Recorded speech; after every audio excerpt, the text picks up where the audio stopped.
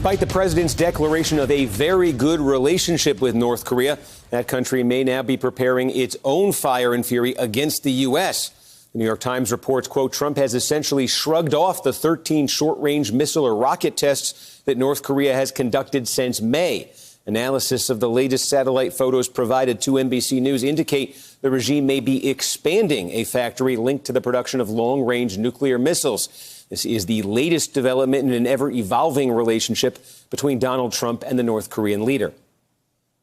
North Korea best not make any more threats to the United States.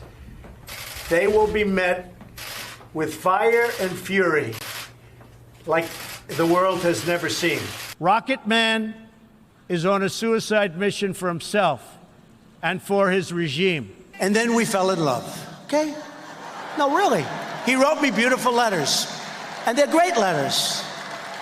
We fell in love. And we got to meet, and stepping across that line was a great honor. A lot of progress has been made. I'd be surprised if North Korea acted hostilely. I have a very good relationship with Kim Jong-un.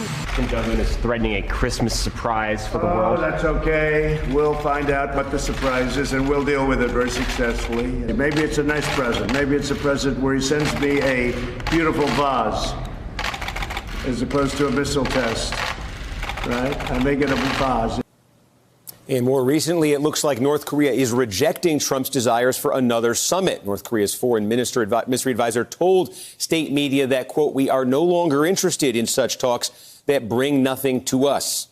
Back with us tonight, Gordon Chang, columnist for the Daily Beast and author of Nuclear Showdown, North Korea Takes on the World. Gordon, thanks for joining us. Let's take stock at the end of the year. Have all these missile tests, various missile tests throughout the year.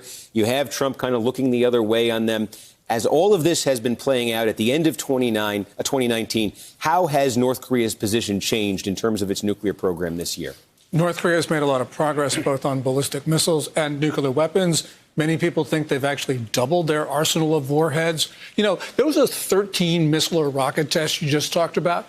Those are violations of UN Security Council resolutions. And the problem of ignoring them, which is what we did, was the Chinese said, oh, well, I'm going to violate those sanctions as well. And what we had is both Russia and China openly violating UN rules. You got the North Koreans doing it. South Koreans want to do that. And all of that actually undercuts President Trump's diplomacy because a lot of money is flowing into Kim's coffers because of the violation of these rules. So you're talking about a program that seems to be advancing. North Korea also said denuclearization was off the table. The president was asked about that vow from North Korea. Here was his response just a couple of days ago.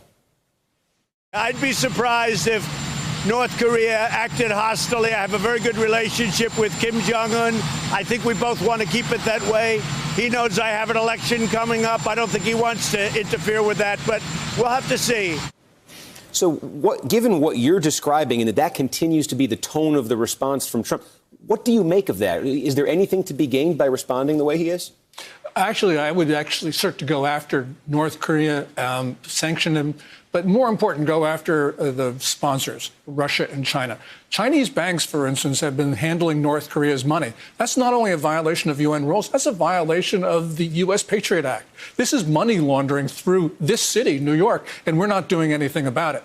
If President Trump wants to disarm North Korea without the use of force, or even without the threat of force, all he has to do is go after those big four Chinese banks, because all of the big four have been handling North Korea's money, and we haven't even fined those banks.